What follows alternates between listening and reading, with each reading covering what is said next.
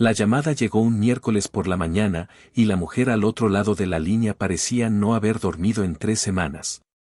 Y así era. Tampoco el secreto que guardaba. Me llamo Franklin Wilson. Tengo 65 años. Vivo en una casa estilo Craftsman en Maple Ridge Lane, en Boise, Idaho, de esas casas que requieren 20 años para quedar perfectas y otros 20 para apreciarlas plenamente. Me jubilé hace 2 años tras una carrera en ingeniería civil en el Departamento de Transporte de Idaho, y mi plan era sencillo: mañanas tranquilas, largos paseos por el cinturón verde de Boise y ver a mi hija Maya construir la vida que se merecía. Maya tiene 31 años. Da clases de 3er grado en la escuela primaria Longfellow, en la calle Targhee, a unos 6 kilómetros de mi casa. Tiene la risa de su madre, una risa fuerte y espontánea que llena la habitación, y mi terquedad, algo que ella misma reconocería si estuviera aquí. Su madre, Carol, falleció de un derrame cerebral en 2019. Desde entonces, Maya y yo solo hemos sido nosotras dos, afrontando el mundo con un poco más de cuidado que antes. Así que cuando Maya me llamó un domingo por la noche a finales de agosto de 2024 y me contó que Derek Chambers le había pedido matrimonio durante la cena la noche anterior, hice lo que cualquier padre que ha sufrido una pérdida haría: lloré. No me avergüenza decirlo. Me senté en la cocina con el teléfono pegado a la oreja, sintiendo la felicidad de mi hija a través de él, y lloré como un hombre que ha estado esperando algo bueno durante mucho tiempo. Derek Chambers, de 29 años, era asesor financiero en la firma Summer Wealth Partners, ubicada en West Idaho Street, en el centro de Boise. Vestía camisas impecables. Abría las puertas de los autos. Me llamaba señor siempre, sin que yo se lo pidiera, lo cual, para ser honesto, fue el detalle que me conquistó desde el principio. Maya llevaba 2 años con él. Lo había visto 11 veces. Las conté, porque soy ingeniero, y los ingenieros contamos. En cada ocasión, se mostró cálido, atento y presente, como lo hacen las buenas personas. Creí conocerlo. La fiesta de compromiso fue idea de Maya, pero la organización fue mía. Insistí en pagarlo todo. Maya se resistió, como siempre: papá, es demasiado. No tienes por qué. Y le dije lo que siempre le digo: tu madre habría querido que esto se hiciera bien. Eso zanjó la discusión, como siempre, porque siempre es cierto. Contraté a Gwen Larson de Larson Events, una empresa local de organización de eventos ubicada en Brickyard, en Americana Boulevard, para que coordinara todo. 3 personas de mi vecindario me la habían recomendado, y en cuanto la conocí en su oficina, comprendí por qué. Era metódica, amable y tenía esa cualidad especial de alguien que se toma las celebraciones de los demás muy en serio. Había coordinado más de 200 eventos en el área de Boise desde 2011. Conocía todos los lugares, todos los servicios de catering, todas las floristerías. Confié en ella de inmediato. La fiesta estaba programada para el sábado 14 de septiembre de 2024 en el Boise Center, en Front Street, un espacio privado para eventos con vistas al horizonte del centro y a las colinas circundantes. Tuvimos 80 invitados, familiares, amigos de los compañeros de trabajo de Maya, algunos compañeros de trabajo de Derek de Summer Wealth Partners y los padres de Derek, Gary y Lorraine Chambers, que habían viajado desde Portland. El equipo de Gwen se encargó de todo: el servicio de catering de un restaurante local llamado Cottonwood Grill, un cuarteto de cuerdas para la primera hora, un DJ para bailar y, por sugerencia de Gwen, un videógrafo profesional llamado Patrick, que se movía por la sala con una pequeña cámara estabilizada, capturando la velada como lo hacen los buenos videógrafos de estilo documental, invisible, en todas partes, grabando todo. La noche de aquella fiesta, no sabía que la cámara de Patrick se convertiría en la prueba más importante que jamás tendría en mis manos. La velada fue todo lo que había imaginado. Maya llevaba un vestido verde oscuro y los pendientes de perlas de su madre. Irradiaba felicidad. Derek pronunció un brindis divertido y sincero que hizo llorar a 3 mujeres a la vez, lo que consideré un buen indicador de éxito. Gary y Lorraine Chambers fueron una compañía amable y agradable. Gary había entrenado fútbol americano en el instituto durante 30 años y su apretón de manos lo demostraba. Brindé casi al final de la velada. Hablé de la madre de Maya. Hablé del tipo de hombre que esperaba que Derek fuera para mi hija, estable, honesto, presente. Miré a Derek cuando dije la palabra honesto, y él sostuvo mi mirada y asintió. Todos aplaudieron. Maya se secó las lágrimas.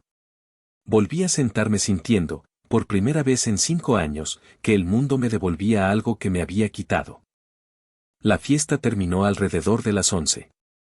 Ayudé al equipo de Gwen a llevar algunos de los centros de mesa a mi coche, le estreché la mano a Patrick, le agradecí a Gwen por una velada extraordinaria y conduje a casa por el centro de Boise con las ventanillas bajadas, disfrutando de la brisa de septiembre que bajaba de las colinas.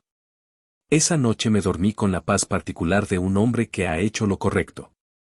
Las siguientes 3 semanas transcurrieron con normalidad. Maya estaba contenta. Derek era atento. Buscaban apartamentos juntos en el North End.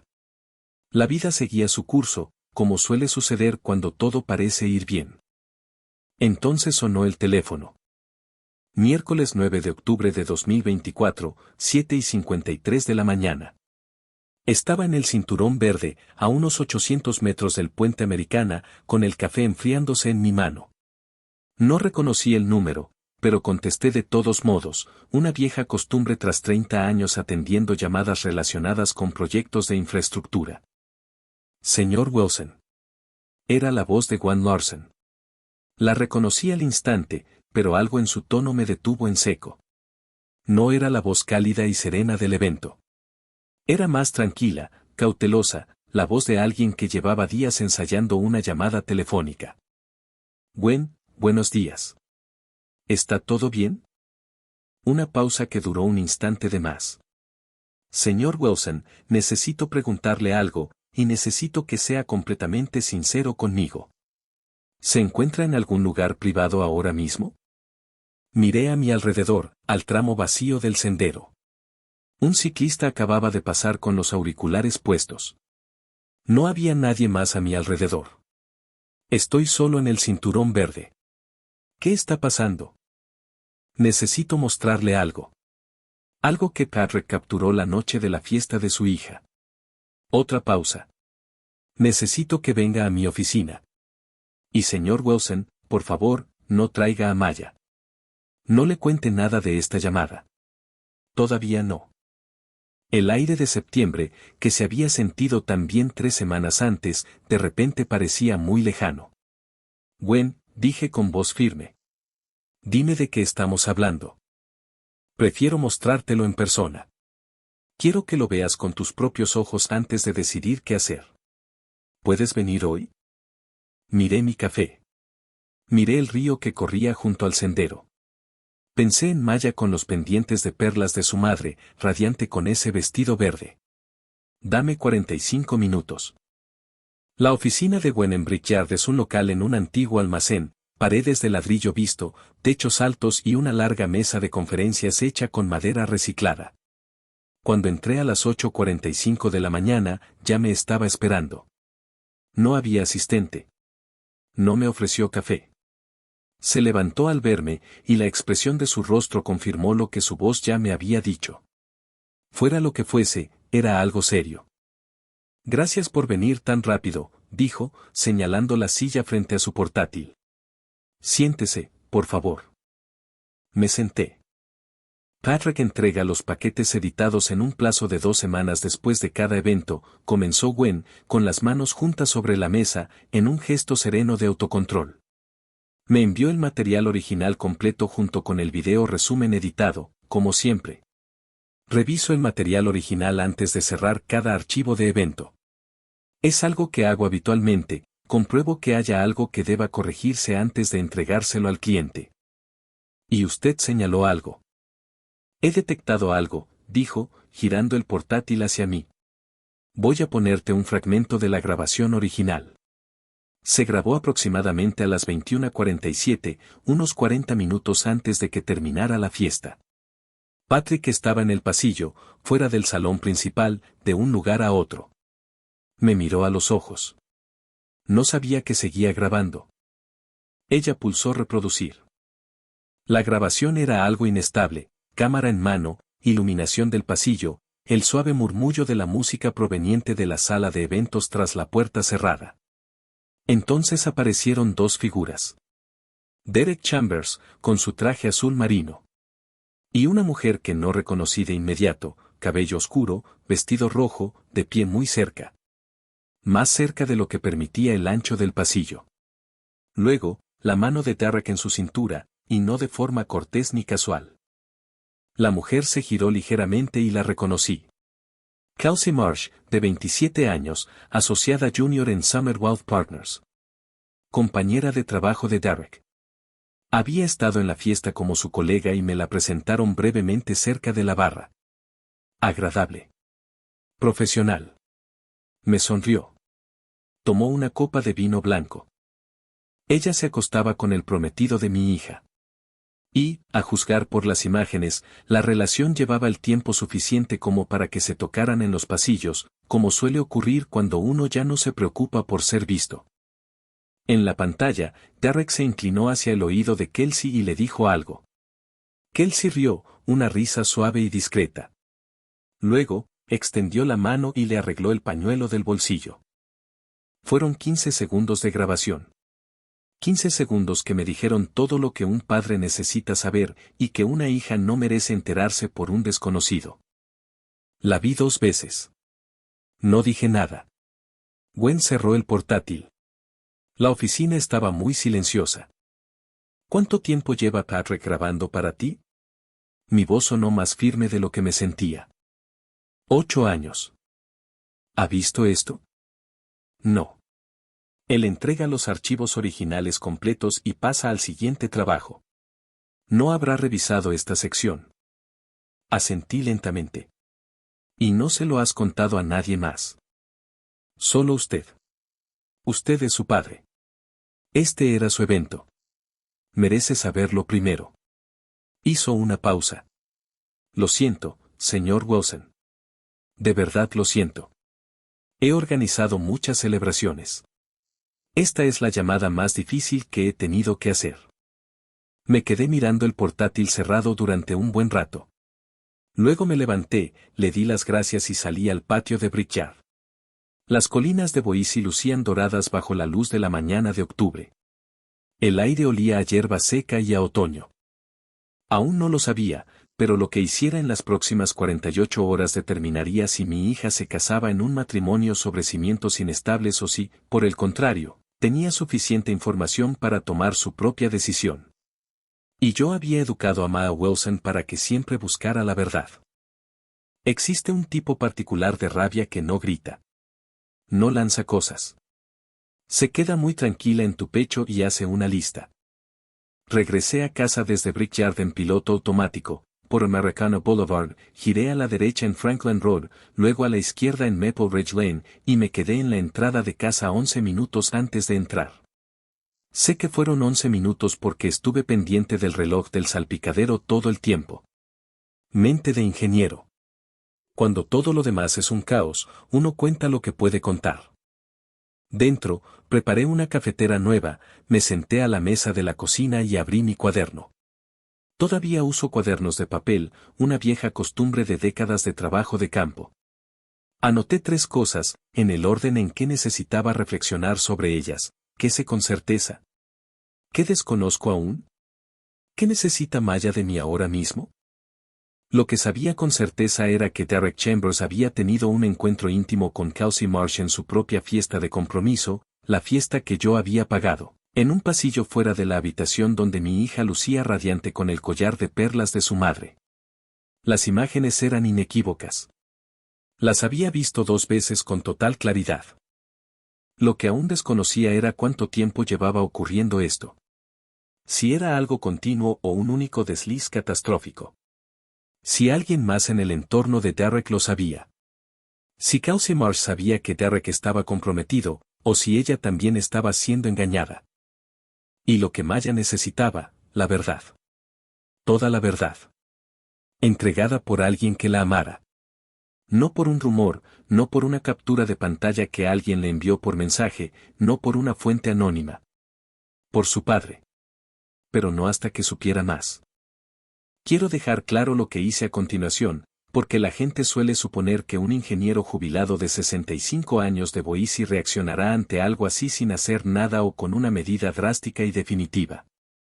No hice ninguna de las dos cosas. Lo que hice fue metódico. Llamé a mi abogado, Howard Buck, que tiene su oficina en West Bannock Street desde hace 30 años y es de esos abogados que contestan el teléfono al segundo timbrazo, sin importar la hora. Le expliqué la situación con claridad. Howard me escuchó sin interrumpirme. Luego me dijo lo que necesitaba oír, que las imágenes pertenecían a la coordinadora del evento según los términos de su contrato estándar, que tenía todo el derecho legal a compartirlas con el cliente, que era yo, y que yo no tenía ninguna obligación legal de hacer nada con ellas, pero que debía documentarlo todo cuidadosamente antes de actuar. Le pregunté a Howard si podía contactar discretamente con Summer Wealth Partners a través de un contacto profesional, para averiguar si Derek Chambers tenía alguna queja formal o antecedentes disciplinarios. Howard conocía gente. Siempre conocía gente. Dijo que llamaría. Aún no lo sabía, pero esa llamada tiraría de un hilo que llevaba suelto mucho más de 3 semanas. Jueves, 10 de octubre, el día después de la llamada de Gwen. Había dormido quizás 4 horas. Estaba despierto a las 5:30 en la mesa de la cocina con mi cuaderno de nuevo cuando mi teléfono vibró con un mensaje de texto de Howard: llámame cuando estés despierto. ¿Encontraste algo?, le llamé a las 6. La voz de Howard era pausada, pero contenía cierta tensión, la particular carga emocional de un hombre que comunicaba información que preferiría no tener. Franklin, hablé con un contacto del Departamento de Finanzas de Idaho, la división que supervisa las licencias de los asesores de inversión. Derek Chambers tiene una denuncia en su contra presentada por un cliente. Se presentó hace 8 meses. Todavía está bajo investigación. Dejé mi taza de café. ¿Qué clase de queja? Recomendaciones de inversión inadecuadas. Una pareja de jubilados de Eagle, Gary y Patricia Norwood, presentaron una queja alegando que Chambers transfirió su cartera de jubilación a instrumentos de alto riesgo sin su pleno consentimiento informado. Perdieron cerca de $60,000. La investigación continúa. Aún no se ha tomado ninguna medida formal, pero ahí está, Franklin. Está en los registros. Yo escribí Gary y Patricia Norwood, Eagle, y DAO en mi cuaderno. Luego escribí $60,000 debajo de eso. Luego lo subrayé 2 veces. ¿Es esto un documento público?, pregunté. Las quejas regulatorias presentadas ante el Departamento de Finanzas de Idaho son de dominio público una vez recibidas y registradas, confirmó Howard. Puedo facilitarle la documentación. Consíguelo. Colgué el teléfono. Miré mi cuaderno. Observé la luz de la mañana que empezaba a entrar por la ventana de la cocina, sobre el patio trasero donde Carol había plantado una hilera de lilas 20 años atrás. ¿Qué clase de hombre había estado sentado a mi mesa llamándome señor y estrechándome la mano durante 2 años? Necesito hablar de Derek Chambers, no solo como el prometido de mi hija, sino como persona, porque creo que es importante comprender cómo opera el comportamiento depredador a plena vista.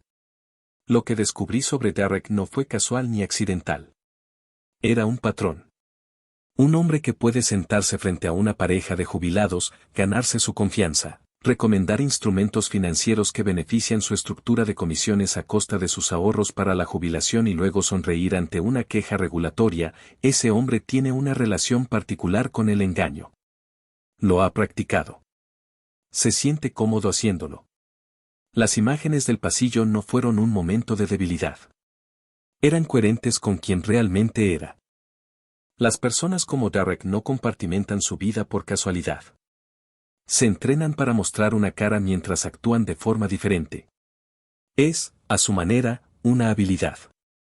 Y la razón por la que funciona es que el resto de nosotros, gente decente, gente que confía en las apariencias, no lo buscamos. No estamos hechos para la sospecha. Damos el beneficio de la duda porque eso es lo que hacen las buenas personas. Eso es lo que yo hice durante 2 años. Viernes, 11 de octubre. Llamé a Gwen y le pedí que me enviara formalmente una copia del fragmento de video, siguiendo su procedimiento habitual de documentación. Así lo hizo. Para mediodía ya la tenía en una memoria USB. Esa tarde, conduje hasta Eagle, a 20 minutos al oeste de Boise, y llamé a la puerta de Gary y Patricia Norwell. Para ser sincero, no estaba seguro de que me hablaran. No me conocían. Pero cuando un hombre de 65 años con canas llama a tu puerta y te dice que es el padre de la joven prometida con el hombre que se apropió de tus ahorros para la jubilación, y que se enteró hace 3 días y está intentando proteger a su hija antes de que se case, la gente habla. Gary Norwood tenía 71 años y era farmacéutico jubilado. Abrió la puerta, me miró fijamente durante un buen rato y se hizo a un lado. Patricia trajo café. Nos sentamos a la mesa de la cocina, en una casa impecable y modesta que transmitía la particular dignidad de quienes habían trabajado duro para conseguir todo lo que había en ella. Gary me contó toda la historia. Derek había sido asignado a su cuenta 18 meses antes, después de que su anterior asesor se jubilara. Durante los primeros 6 meses, fue atento, los llamaba con regularidad, les enviaba tarjetas de cumpleaños. Luego, gradualmente, comenzó a recomendar cambios en la cartera, alejándose de la estructura conservadora, con una alta proporción de bonos, que ellos habían solicitado específicamente, e invirtiendo en fondos de renta variable y vehículos de inversión alternativos que conllevaban un riesgo significativamente mayor. Les explicó cada cambio. Usó el lenguaje adecuado. Lo hizo sonar como una oportunidad. Confiaron en él. Perdieron $58,000 cuando el mercado se movió en contra de las posiciones que él les había indicado. Cuando lo cuestionaron, culpó a la volatilidad. Cuando presentaron la queja, dejó de contestar sus llamadas. Patricia Norwell lloró en voz baja, contándome esto mientras sostenía su taza de café con ambas manos. Les di las gracias. Le di mi número de teléfono a Gary. Les dije que me pondría en contacto con ellos y conduje de regreso a Boise con la memoria USB en el bolsillo de mi chaqueta y una claridad que solo se alcanza cuando la ira deja de arder y deja tras de sí algo frío y útil. Si llevas tiempo escuchando y quieres que sigamos publicando historias como esta, te agradeceríamos mucho que le dieras a me gusta y te suscribieras. La mayoría de la gente no lo hace, pero es lo que mantiene todo esto en marcha. Así que, gracias. Sábado, 12 de octubre, un mes después de la fiesta de compromiso de mi hija. Llamé a Maya por la mañana y la invité a cenar a casa esa noche. Solo nosotras dos. Le dije que tenía algo importante que contarle. Ella percibió algo en mi voz, Maya siempre capta lo que se esconde tras las apariencias, y se quedó callada un momento antes de decir que estaría allí a las 6. Pasé la tarde en la mesa de la cocina organizando todo, la memoria USB, la documentación de Howard del Departamento de Finanzas de Idaho, mis notas de la cocina de los Norwood. Las guardé en una carpeta de cartulina, en el orden en que pensaba presentarlas. Luego preparé la cena, pollo marsala, el plato favorito de Maya desde que tenía 12 años, y el único que sabía hacer bien, porque Carol me había enseñado y me había hecho practicar hasta que lo logré. Pensé mucho en Carol esa tarde. En lo que ella habría hecho, en lo que ella habría dicho. Habría hecho exactamente lo mismo que yo. Habría preparado el pollo marsala. Le habría dicho la verdad a Maya con cariño. No la habría suavizado hasta el punto de la inutilidad, ni la habría pronunciado como un veredicto.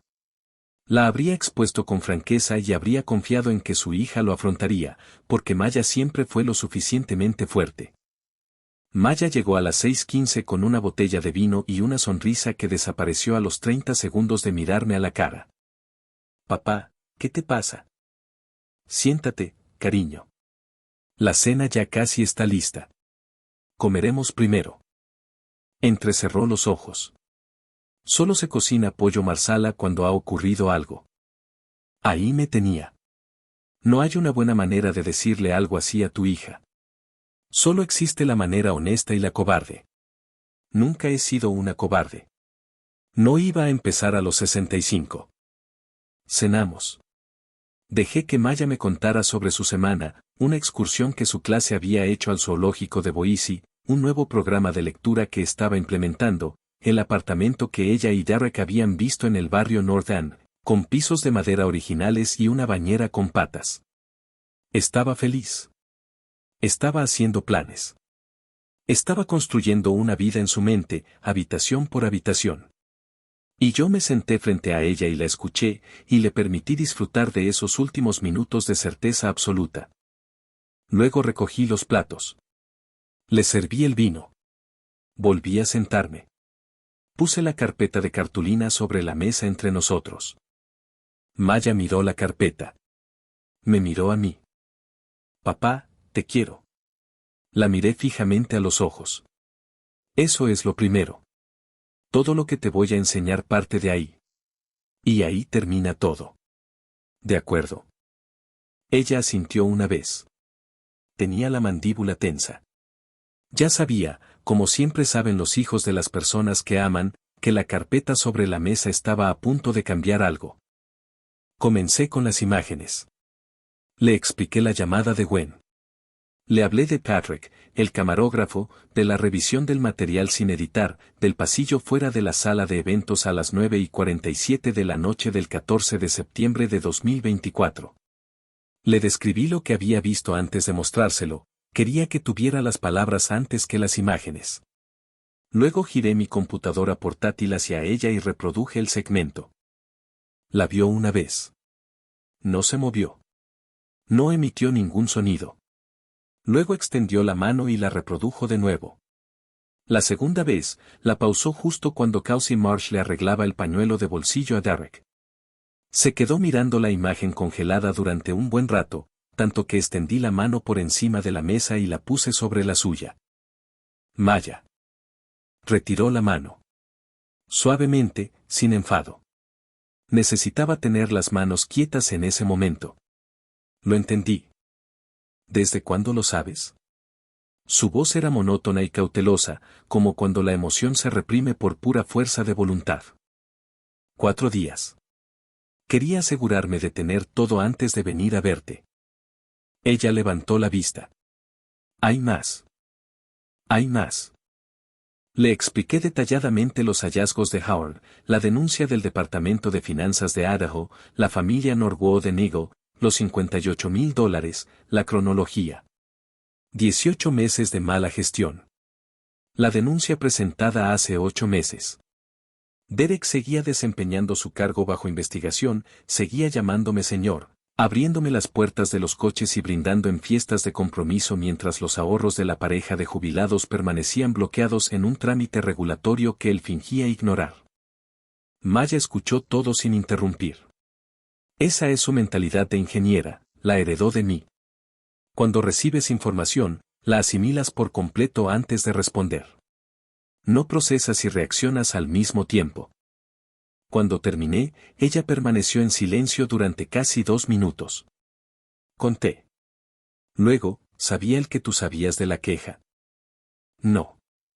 Él no tiene ni idea de que yo sé todo esto. ¿Y que él sí? ¿Sabe que estoy al tanto? No. Otra pausa. ¿Gwen todavía tiene las grabaciones originales? Sí. Y tengo una copia en la unidad USB, en esa carpeta. Maya abrió la carpeta. Revisó la documentación del Departamento de Finanzas de Idaho, página por página, con la concentración propia de una mujer que procesa información mediante el mismo sistema que su padre había utilizado durante 30 años en las evaluaciones de infraestructura. No lloró.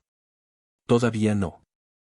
Eso vendría después, en privado, y sería algo que solo ella podría llorar. Lo que hizo, en cambio, fue algo que no me esperaba, algo que me demostró, por si alguna vez lo había dudado, que la fuerza de su madre se había transmitido completamente a ella. Necesito que me ayudes a manejar esto correctamente, dijo Maya. No solo por mí, sino también por los Norwood. La semana siguiente transcurrió con la determinación que solo la claridad puede brindar. El lunes, 14 de octubre, Maya llamó a Derek y le dijo que necesitaba hablar con él. Se encontraron en una cafetería en la calle 8 del centro, Guru Donuts. Un lugar neutral, lo suficientemente público como para que la conversación se mantuviera bajo control. Fue sin mí, a petición suya, con la memoria USB en su bolso y sabiendo lo que contenía. Después me contó lo que pasó, y yo te diré lo que me dijo. Se sentó frente a Derek y le dijo, necesito que me hables de Causey Marsh. Solo eso. Sin contexto. Sin ninguna acusación todavía. Solo el nombre. El color desapareció de su rostro en menos de 2 segundos. Ella dijo que era lo más sincero que jamás le había visto hacer. Intentó explicarse. Usó las palabras, no significó nada, lo cual, como Maya señaló después con una precisión seca muy propia de su madre, pretendía tranquilizarla. Lo dejó hablar. Lo dejó preparar su defensa. Luego, colocó la memoria USB sobre la mesa entre ellos. Hay grabaciones, le dijo. De la fiesta. En el pasillo. Yo las he visto. Mi padre las ha visto. Nuestro abogado las ha visto. Dejó de hablar. Ella le habló de los Norwood. De la queja al Departamento de Finanzas de Idaho. De Howard Beck. De la documentación en la carpeta Manila. Derek estaba sentado allí, en Guru Donuts en la calle 8, un lunes por la mañana de octubre, con todo el peso de sus propias decisiones expuesto ante él por una maestra de tercer grado de 31 años con un cardigan. Y no le quedaba nada. Ni encantó. Ni pañuelo de bolsillo que arreglarse. Solo un hombre contemplando la versión de sí mismo que esperaba que nadie viera jamás por completo. Maya dejó su anillo sobre la mesa. Se puso de pie. Necesito que recojas tus cosas de mi apartamento antes del jueves. Salió. No podría haber estado más orgullosa de mi hija en ese momento, ni aunque lo hubiera intentado durante 100 años. La semana siguiente, el 21 de octubre de 2024, Howard Beck presentó una carta formal en nombre de la familia Norwood ante la División de Regulación del Departamento de Finanzas de Idaho, aportando documentación adicional para respaldar su queja y solicitando una revisión acelerada. Gary Norwood me comentó posteriormente que el funcionario encargado de su caso los llamó a los 5 días de la presentación de Howard para informarles que la investigación se había intensificado. No revelaré el resultado del proceso regulatorio, ya que aún está en curso y no soy abogado. Lo que sí puedo decirles es que el Departamento de Cumplimiento de Summerworld Partners se puso en contacto con los Norwood en noviembre de 2024 para hablar sobre una posible negociación de un acuerdo. Gary y Patricia Norwood, quienes deberían haber estado disfrutando de su jubilación sin preocupaciones, finalmente estaban siendo escuchados. Derek Chambers fue suspendido temporalmente de Summerworld Partners a finales de octubre de 2024. Me enteré de la suspensión a través de un contacto que Howard tenía en la empresa. No me comuniqué con Derek. No tenía nada que decirle que Maya no hubiera dicho ya, y con mucha más precisión de la que yo jamás podría haberlo hecho. Kelsey Mars, dicho sea de paso, desconocía que Derek estaba comprometido cuando comenzó la relación. En noviembre, se puso en contacto con Maya a través de un contacto en común para disculparse. Maya prefirió no reunirse con ella. Fue su decisión, y la apoyé sin reservas. Quiero detenerme aquí para hablar de algo que no tiene nada que ver con la venganza, porque este canal no trata de eso. Trata de lo que sucede cuando las personas decentes se niegan a ser explotadas. La lección que extraigo de esto no tiene que ver con Derek Chambers. Hombres como Derek siempre han existido y siempre existirán, personas que aparentan ser confiables mientras practican lo contrario, que calculan la brecha entre lo que parecen ser y lo que realmente son, y viven en esa brecha como si fuera sostenible. No lo es. Nunca lo es. Al final, una Gwen Larson revisa su material grabado. Al final, un Patrick con una cámara estabilizada sigue grabando en el pasillo. Al final, la brecha se cierra. La lección trata sobre qué hacer cuando te enteras. No actúas por rabia. Actúas por amor. Reúnes a las personas adecuadas. Dejas que quienes merecen la verdad la reciban con dignidad. Y luego te sientas frente a tu hija, preparas pollo marsala y le cuentas todo. Porque ella es lo suficientemente fuerte. Porque la criaste para hacerlo. Y porque lo único peor que enterarse es enterarse demasiado tarde. Hoy es enero de 2025. Maya está bien. Sigue en la escuela primaria Longfellow, sigue dando clases a sus alumnos de tercer grado, sigue conduciendo a casa pasando por las estribaciones de las montañas en las tardes de invierno, cuando el cielo sobre Boise adquiere ese tono ámbar tan particular que hace que toda la ciudad parezca pintada. Fue a Chicago por las vacaciones con su compañera de cuarto de la universidad, Sarah. Regresó con las mejillas sonrosadas, 3 libros nuevos y una claridad en la mirada que no había visto desde antes de la fiesta de compromiso. Ella sigue viniendo a cenar todas las semanas. Yo sigo preparando pollo marsala con más frecuencia de la que probablemente sea razonable. Hablamos de Carol. Hablamos de los arbustos de lilas del jardín. Volverán a florecer en abril, como todos los años, como siempre lo han hecho, sin importar lo que suceda en el mundo de aquí a entonces. Tengo 65 años. He sufrido pérdidas. He reconstruido cosas. Sé lo que se necesita para sentar bases sólidas, porque pasé 30 años construyéndolas, puentes, carreteras, estructuras diseñadas para soportar peso. También sé lo que sucede cuando alguien construye sobre una base que ha comprometido deliberadamente. Se mantiene durante un tiempo. Siempre se mantiene durante un tiempo. Y entonces Juan Morrison revisa las imágenes. Si has llegado hasta aquí, haznos un pequeño favor, suscríbete. Mucha gente nos ve sin suscribirse, pero no te cuesta nada y significa muchísimo para nosotros. Gracias de verdad.